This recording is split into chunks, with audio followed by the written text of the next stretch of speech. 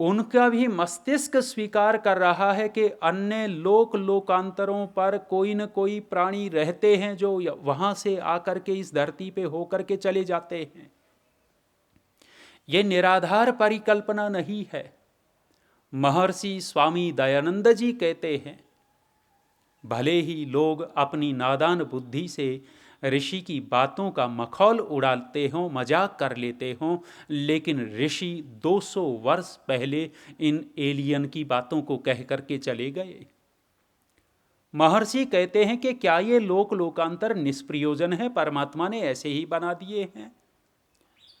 इस ब्रह्मांड के अंदर कितनी सारी पृथ्वियां हैं, उन पृथ्वियों के ऊपर जैसे ये पृथ्वी है, यहां हम प्राणियों को देख रहे हैं, ऐसे ही अन्य पृथ्वियों के ऊपर जीवादि जगत है और वहां भी इसी प्रकार का जीवन चलता है।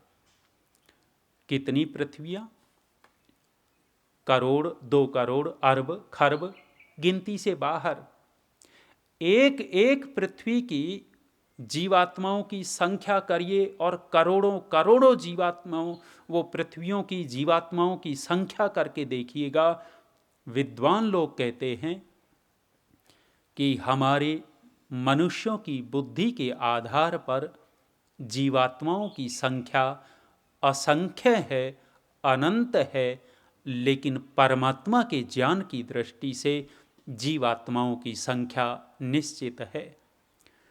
परमात्मा प्रत्येक जीवात्मा को जानते हैं, चाहे वो खरबों खरबों खरबों कितनी भी हों, परमात्मा के ज्ञान में सब की सब निश्चित हैं कि इतने जीवात्मा हैं और किस जीवात्मा ने कौन सा कर्म किया है, किस कर्म का कौन सा फल देना है, किस कर्म का कब फल देना है, ईश्वर की ये सारी व्यवस्था है।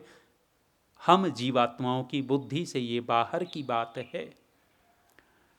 तो जीवात्मा का संख्या हम देखते हैं तो अनंत है। मैंने घड़ी नहीं देखी, 5 मिनट ज़्यादा हो गए। इस कक्षा को विराम देते हैं, फिर बैठेंगे, ओम का उच्चारण करेंगे। ओम।